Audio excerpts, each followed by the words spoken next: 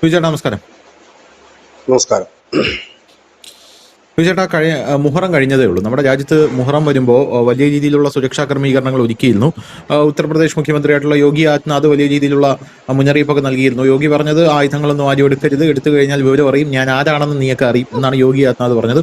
ഉത്തർപ്രദേശിൽ കാര്യങ്ങളൊക്കെ വളരെ സ്മൂത്ത് ആയിരുന്നു, ഒരു പ്രശ്നമില്ലായിരുന്നു. ഉത്തർപ്രദേശിൽ മുഹറത്തിൽ ഒരു കുപ്പിച്ചില്ല് പോലും ഒരിടത്തും പൊട്ടിയില്ല എന്നുള്ളതാണ് അവിടുത്തെ മുഹറം ആഘോഷത്തിന്റെ ഭാഗമായിട്ട് മാധ്യമങ്ങൾ റിപ്പോർട്ട് ചെയ്യുന്നത്. പക്ഷേ മധ്യപ്രദേശിലും ബീഹാറിലും ഒന്നും അങ്ങനെയല്ലായിരുന്നു.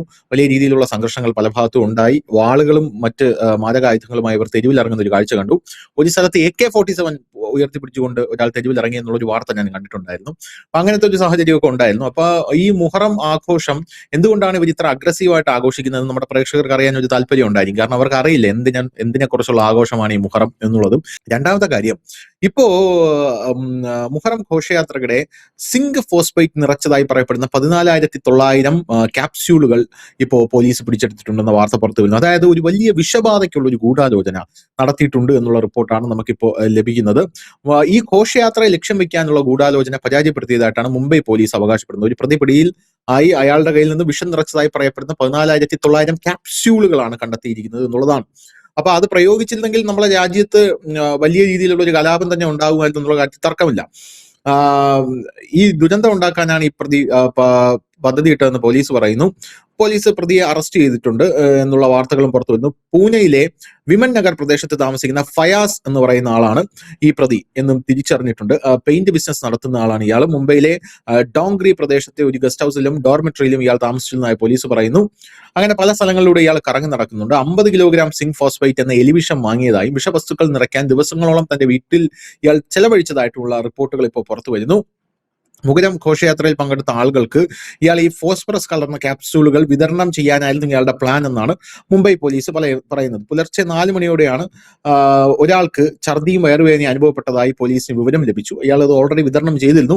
ഉടൻ തന്നെ പോലീസ് പ്രതിയെ കസ്റ്റഡിയിലെടുത്തു. ചോദ്യം ചെയ്യലിൽ ഈ മുഹറം ഘോഷയാത്രയെ ലക്ഷ്യം വെക്കുകയായിരുന്നു തന്റെ ലക്ഷ്യം എന്നുള്ളതാണ് ഇയാൾ നിലവിൽ പറഞ്ഞിരിക്കുന്നത്. അപ്പൊ ഇയാളുമായിട്ട് ബന്ധപ്പെട്ടുള്ള കാര്യങ്ങൾ നമ്മൾ അന്വേഷിക്കുമ്പോൾ 2019-ലും 2025-നും ഇടയിൽ ഇയാൾ ഇറാനിലേക്കും ഇറാഖിലേക്കും പലതവണ യാത്ര ചെയ്തിരുന്നതായി പോലീസ് കണ്ടെത്തിയിട്ടുണ്ട്. കഴിഞ്ഞ ഒരു വർഷത്തിനുള്ളിൽ മാത്രം ഇയാൾ 19 തവണയാണ് ഇറാനിലേക്കും ഇറാഖിലേക്കും യാത്ര ചെയ്തിട്ടുള്ളതെന്ന് പോലീസ് പറഞ്ഞു. ആ സന്ദർശനങ്ങളുടെ ഉദ്ദേശവും കേസിന് വലിയ ഒരു ശൃംഖലയുമായി ബന്ധമുണ്ടോ എന്നും അന്വേഷകർ ഇപ്പോൾ പരിശോധിച്ച് വരികയാണ്. പോലെ തന്നെ ഇയാളുടെ സഹോദരി ഇറാനിൽ ഫിസിയോതെറാപ്പിസ്റ്റായി ജോലി ചെയ്യുന്നുണ്ടെന്ന്, അമ്മയിൽ നിലവിൽ ഇറാനിലാണെന്നും പോലീസ് പറയുന്നു. ഇയാൾ വിവാഹമോചിതനാണെന്നും ഭാര്യയോടൊപ്പം താമസിക്കുന്നില്ലെന്നും അവർ കൂട്ടിച്ചേർത്തു. ഇയാൾ ഒരു ഷിയ ഖോജ മുസ്ലിമാണ് ഈ ഫയാസ്. പക്ഷെ ഇയാളുടെ ഒരു പ്രത്യേകത എന്താ അറിയോ? അത് വലിയൊരു പ്രത്യേകതയാണ് കേട്ടോ, നമുക്ക് പറയാതിരിക്കാൻ നിവൃത്തിയില്ല. കാരണം ഇയാളെ നമ്മുടെ മാധ്യമങ്ങളൊക്കെ വിളിക്കുന്നത് പ്രേംജി എന്നാണ്. പ്രേംജി എന്ന് കേൾക്കുമ്പോൾ എന്താ തോന്നും? ഓ, ഹിന്ദു പേര്. ഇയാളുടെ ഫുൾ നെയിം ഫയാസ് പ്രേംജി ആണ്. ഞാൻ അത് മനഃപൂർവ്വം പറയാത്തതാ. ഫയാസ് പ്രേംജി. ഈ പ്രേംജി എന്നാണ് എല്ലാത്തിലും പറയുന്നത്. പ്രേംജി ടാർഗറ്റ് ചെയ്തു എന്ന് പറയുന്നത്. ഇയാൾ ആക്ച്വലി ഒരു ഷിയ ഖോജ മുസ്ലിമാണ്. പോലീസ് അത് കണ്ടെത്തിയിട്ടുണ്ട്. ഇയാളുടെ യഥാർത്ഥ പേര് ഫയാസ് പ്രേംജി എന്നാണ്. Up to you. പേരുകൾ നമ്മൾ മുമ്പും പലപ്പോഴും നമ്മൾ ഈ പ്ലാറ്റ്ഫോമിൽ തന്നെ പറഞ്ഞിട്ടുണ്ട്. അതായത് ഈ മുസ്ലിം യാദവരും ജാട്ട് മുസ്ലിംസും പട്ടേൽ മുസ്ലിംസും ഒക്കെ ഉണ്ട്. ഇപ്പോഴും അവരുടെ പേരിനോടൊപ്പം തന്നെ ഈ പട്ടേൽ ഉണ്ട്. ഈ നമ്മുടെ നാട്ടിലെ മാധ്യമങ്ങളാണെങ്കിൽ പറയും യാദവരാണ് ഇത് ചെയ്തതെന്ന് പറയും. പക്ഷെ അല്ല, മുസ്ലിംസിന് തന്നെ ഉണ്ട്. അതിന്റെ കൂട്ടത്തിൽ യാദവർ എന്നുള്ള പേരും അവർ അത് തന്നെ യൂസ് ചെയ്യാറുണ്ട്. കാരണം ഇപ്പോഴും ഈ മതം മാറിയതിന് ശേഷവും ഇവർ ആ കാറ്റഗറി തന്നെയാണ് നിൽക്കുന്നത്. കുറച്ചാൾക്ക് മുമ്പ് ന്യൂസ് ഞങ്ങളൊരു വാർത്ത കൊടുത്തിരുന്നു. ഈ UP-യിലെ ചില ഗ്രാമങ്ങളില് അവരുടെ കൂടെയുള്ള രജപുത്ത് അങ്ങനെയൊക്കെയുള്ള സർനെയിമുകൾ മുസ്ലിംസ് അവരുടെ പേരിനൊപ്പം ചേർക്കുന്നു. മുഹമ്മദ് എന്നുണ്ട്, ഇല്ലെങ്കിൽ ബഷീർ എന്നുണ്ട്, ഇല്ലെങ്കിൽ മറ്റെന്തെങ്കിലും പേരുണ്ടാകും, അതിന്റെ കൂട്ടത്തിൽ ചേർക്കുന്നു. അപ്പൊ അവരോട് ചോദിച്ചു, നിങ്ങൾ എന്തിനാണ് ഇത് ചേർക്കുന്നത് എന്ന് ചോദിച്ചപ്പോൾ അവർ പറഞ്ഞത്, ഞങ്ങൾക്കൊരു വലിയ പാരമ്പര്യമുണ്ട് ഞങ്ങളുടെ കുടുംബത്തിന്, ഞങ്ങളുടെ അച്ഛനപ്പന്മാരൊക്കെ ഉണ്ടായിരുന്നവൻ, ഞങ്ങൾ മതം മാറി എന്നുള്ളതേ ഉള്ളൂ. പക്ഷെ ആ പാരമ്പര്യം ഞങ്ങൾ എന്തിനായിട്ട് കളഞ്ഞു വിളിക്കുന്നത് എന്തിനാണ്? ആ പേരും പെരുമ എല്ലാവരും അറിയട്ടെ എന്ന് കരുതിയിട്ടാണ്. പക്ഷെ ഇവർ മുസ്ലിംസ് തന്നെയാണ്, ഇത് മുസ്ലിംസ് തന്നെയാണ്. മുഹറം ഘോഷയാത്ര എന്ന് പറയുമ്പോൾ ഒരുപക്ഷെ കേരളത്തിലുള്ള മുസ്ലിംസിന് വലിയ പിടിപാട് കാണാൻ സാധ്യതയില്ല. കാരണം ഇത് ഷിയ വിഭാഗക്കാരാണ് ഇതിന്റെ ഒരു ആഘോഷിക്കുന്നതും വലിയ രീതിയിലൊക്കെ. ഇവിടെ അങ്ങനെ ആഘോഷമായിട്ട് മുഹറത്തിന്റെ ആഘോഷം നമ്മുടെ കേരളത്തിൽ കണ്ടില്ല. നമ്മൾ ഈ നബിദിനമൊക്കെയാണ് ഇവിടുത്തെ മുസ്ലിംസ് കൂടുതലായിട്ട്, സുന്നികൾ കൂടുതലായിട്ട് ഈ നബിദിനവും മറ്റുമൊക്കെയാണ് ആഘോഷിക്കുന്നത്. മുഹറം അവരാഘോഷിക്കാറില്ല.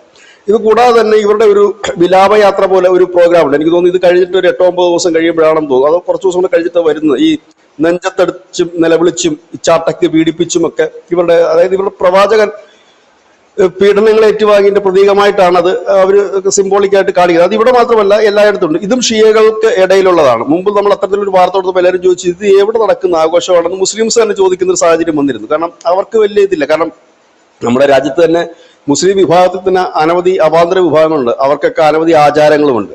എല്ലാവരും ഇപ്പം മലയാളികളുടെ ആചാരം തന്നെ അവർക്കുണ്ട്, ഹിന്ദുക്കൾക്കും അങ്ങനെയല്ലേ. ഇപ്പൊ കേരളത്തിലുള്ള ആചാരങ്ങളല്ല കേരളത്തിന് പുറത്തുള്ള ആഘോഷങ്ങൾ എന്നുള്ളത്. കാരണം പലപ്പോഴും പല ആഘോഷങ്ങളും അങ്ങോട്ടും ഇങ്ങോട്ടും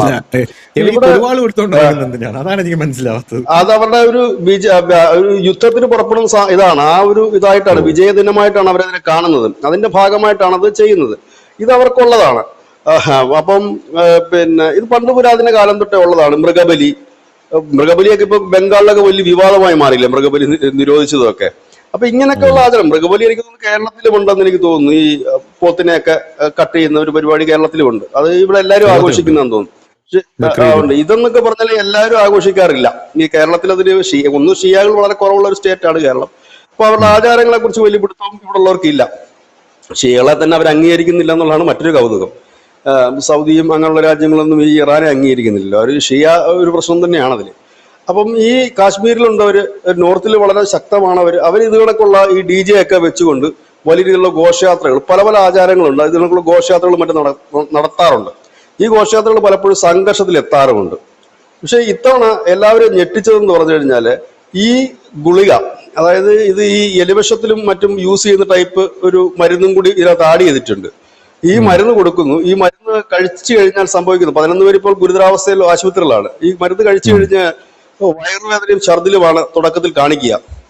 അതിനുശേഷമാണ് ഇതിൽ ഈ ഗുളിക കൊടുക്കുന്ന എങ്ങനെയാണെന്ന് ചോദിച്ചു കഴിഞ്ഞാല് ഇത് ഉന്മേഷം തരും, വേദനകൾ മാറുന്ന ഒരു ഗുളിക എന്ന് പറഞ്ഞിട്ടാണ് ഇദ്ദേഹം ഇത് വിതരണം ചെയ്തുകൊണ്ടിരുന്നത്. അപ്പോൾ ഇത്രയും ഗുളികകൾ സംഘടിപ്പിക്കണമെന്നുണ്ടെങ്കിൽ ഈയൊരു ചില്ലറക്കാരനല്ല. 15,000-ഓളം ഗുളികകളാണ്. 15,000 പേരെ കൊല്ലാനാണ് പദ്ധതി ഇട്ടിരുന്നത്.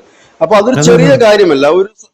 ഒരു സാധാരണപ്പെട്ടവന് ഇത്രയും ഗുളികൾ ഉണ്ടായിക്കൊണ്ട് നടക്കാൻ പറ്റില്ല. അപ്പൊ ഒരു വലിയൊരു അജണ്ടയുടെ ഭാഗമാണ്, ഒരു ടെറർ മൊഡ്യൂളിന്റെ ഭാഗം തന്നെയാണത്. അല്ലാതെ അത്രയും ഗുളികൾ ക്യാപ്സൂൾസ് ആണ്. അത്രയും ക്യാപ്സൂൾസ് വരില്ല. അത് മാത്രവുമല്ല ഇത്രയും വിഷാംശങ്ങൾ എന്ന ക്യാപ്സൂൾസും വരില്ല. 1-2 ഒക്കെ ആണെങ്കിൽ പിന്നെ നമുക്ക് പറയാം. പക്ഷെ ഇത് 1-2 അല്ല, 15,000 പേരെ ആയിരുന്നു.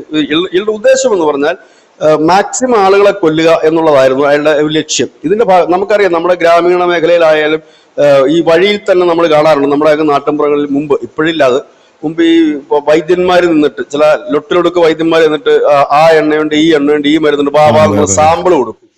സാമ്പിൾ കൊടുക്കുമ്പോൾ ആ വഴിയെ കൂടെ പോകുന്നവരും എല്ലാവരും നിന്നിട്ട് കൈ നീട്ടി ഈ സാമ്പിൾ മേടിച്ച് കഴിക്കേണ്ട സാധനമാണ് കഴിക്കും, ഇല്ല തൂക്കേണ്ടതാണ് തൂക്കും.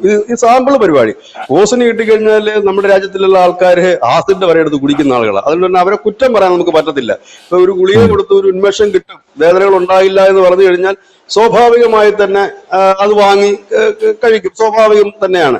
നമ്മൾ ഇത്രയും പ്രബുദ്ധരായ അതെ, നമ്മൾ ഇത്രയും പ്രബുദ്ധരായ മലയാളികളായ നമ്മൾ പോലും ഒരു മെഡിക്കൽ സ്റ്റോറിൽ ചെന്ന് പ്രിസ്ക്രിപ്ഷൻ ഇല്ലാതെ മരുന്ന് വാങ്ങുന്നവരാണ്. നമ്മളാണ് നിശ്ചയിക്കുന്നത്. വയറുവേദന നമ്മൾ അവിടെ ചെന്നിട്ട് പറയും, മെഡിക്കൽ സ്റ്റോറിൽ ചെന്നിട്ട് വയറുവേദനയുടെ മരുന്ന്, അല്ലെങ്കിൽ തലവേദനയുടെ മരുന്ന് എന്നാണ് പറയുന്നത്. അപ്പൊ ആ മെഡിക്കൽ സ്റ്റോറുകാരൻ അവന്റെ യുക്തിക്കനുസരിച്ചൊരു മരുന്നാണ് തരുന്നത്. ഇത് പ്രബുദ്ധരായ നമ്മുടെ കാര്യമാണ്. ഒരു പ്രിസ്ക്രിപ്ഷൻ ഇല്ലാതെ മരുന്ന് കൊടുക്കാൻ പാടില്ല, ഇല്ലെങ്കിൽ അങ്ങനെ കഴിക്കാൻ പാടില്ല എന്നൊക്കെ നിയമം ഉള്ളപ്പോഴാണ് നമ്മളത് ചെയ്യുന്നത്. അപ്പൊ പ്രബുദ്ധരല്ലാത്ത അവരുടെ കാര്യം പറഞ്ഞിട്ട് കാര്യമുണ്ടോ? അങ്ങനെ കൊടുക്കുന്നു. ഈ 11ഓളം പേരെ ആശുപത്രിയിലാകുമ്പോഴാണ് ഇതിന്റെ ഒരു ദൂരവ്യാപകമായ പ്രത്യാഘാതം പതുക്കെ മനസ്സിലാകുന്നത്. അപ്പോൾ ഇതിന് എന്തിനാണ് ഇയാൾ ഇത് കൊടുത്തതെന്ന് ചോദിച്ചാൽ വ്യക്തമായ ഉത്തരമാണ്. അയാൾ തന്നെ അത് പറയുന്നുണ്ട്, പ്രതി തന്നെ ഇത് പറയുന്നുണ്ട്. എനിക്ക് ആയിരക്കണക്കിന് പേരെ കൊല്ലണമായിരുന്നു. അതായത് ഒരു മത തീവ്രവാദി തന്നെയാണ് ഇയാൾ എന്നുള്ള കാര്യത്തിൽ യാതൊരു തർക്കവുമില്ല. കാരണം നമുക്കറിയാം, ഈ ഘോഷയാത്ര കടന്നു പോകുമ്പോൾ ഈ ഘോഷയാത്ര കാണാനും മറ്റുമൊക്കെ ആയിട്ട് അതിന്റെ വീഡിയോസ് ഒക്കെ അവൈലബിൾ ആണ്. ഈ ഘോഷയാത്ര കടന്നു പോകും, അതിന്റെ ഇരുവശങ്ങൾ ആൾക്കാർ കാണാനൊക്കെ ഉണ്ടാകും. അപ്പൊ അവിടെ ഇതുകണക്കുള്ള ഒരുപാട് കാര്യങ്ങൾ വിതരണം ചെയ്യപ്പെടുന്നുണ്ട്. ക്യാപ്സൂൾസ് മാത്രമല്ല, ഈ സ്വീറ്റ്സ്, മിഠായികളും ഒക്കെ വിറ്റുകൊണ്ട് പോകുന്നവരുണ്ട്. പലതും ഇതിന്റെ കൂട്ടത്തിൽ നമ്മുടെ നാട്ടിൽ തന്നെ നമുക്കറിയാം, ഒരു ഘോഷയാത്ര പോകുമ്പോൾ അതിനോടനുബന്ധിച്ച് പല ചെറിയ കച്ചവടങ്ങൾ നടന്നു പോകും. അക്കൂട്ടത്തിലാണ് ഇത് വിതരണം ചെയ്യുന്നു, ഇത് ആളുകൾ വാങ്ങി കഴിക്കുന്നു. ഇനി ഇതിനകത്ത് ഇതിന്റെ ഒരു വ്യാപ്തി അറിഞ്ഞു കഴിഞ്ഞാൽ, കാരണം ഇത് ഇയാൾ ഒറ്റയ്ക്കല്ല എന്നുള്ള കാര്യം വളരെ വ്യക്തമാണ്. കാരണം ഇത്തരം ക്യാപ്സൂളുകൾ ഈ രാജ്യത്ത് എവിടെയൊക്കെ വിതരണം ചെയ്തിട്ടുണ്ട് എന്നുള്ളത് ഒരു വലിയ ചോദ്യചിഹ്നമാണ്.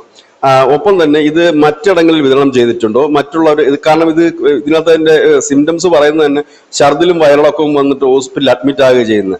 ഈ ഗുളിക കഴിച്ചു എന്ന് ഈ കിടന്നവർ പറയുമ്പോഴാണ് ഇത് ഗുളികയാണെന്ന് മനസ്സിലാകുന്നത്. ഇല്ലെങ്കിൽ ഡോക്ടർമാർക്ക് അതിനെ പെട്ടെന്ന് കണ്ടെത്താൻ പറ്റില്ലായിരുന്നു ഇതെന്താ സംഭവം എന്നുള്ളത്. ഇതേ മെത്തേഡ് തന്നെയാണ് ഡൽഹിയിൽ ബോംബ് സ്ഫോടനം ആസൂത്രണം ചെയ്ത വൈറ്റ് കോളർ ജോബ്. ഇത് നമ്മൾ ലിങ്ക് പോകേണ്ടത് എവിടെയാന്ന് വെച്ച് കഴിഞ്ഞാൽ, ഡോക്ടർമാർ ഭീകര സംഘടനയുടെ ഒരു ഗ്രൂപ്പ് ഉണ്ട്. ആ ഡോക്ടർമാരെ ആണല്ലോ പിടിച്ചത് കഴിഞ്ഞ തവണ ഈ ഡൽഹി ചെങ്കോട്ട സ്ഫോടനമായി പിടിച്ചത് ഡോക്ടർമാരുടെ ശൃംഖലയായിരുന്നു.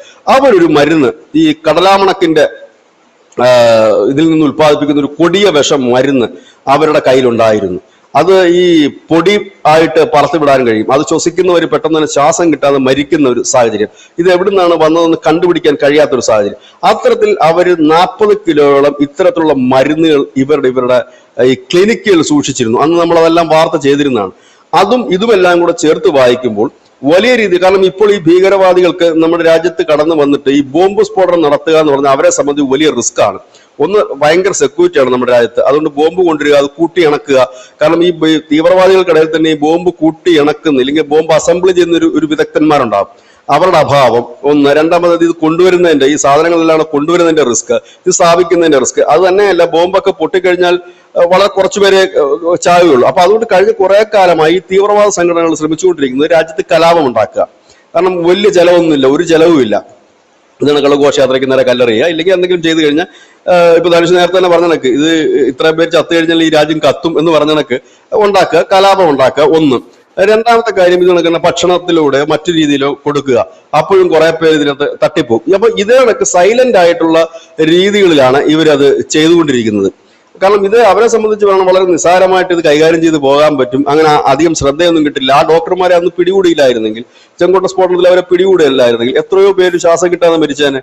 ആർക്കും ഇത് അറിയുക പോലും ചെയ്യുമായിരുന്നില്ല ഇതെന്താണ് ഈ നമുക്ക് സംഭവിച്ചതെന്ന് പോലും.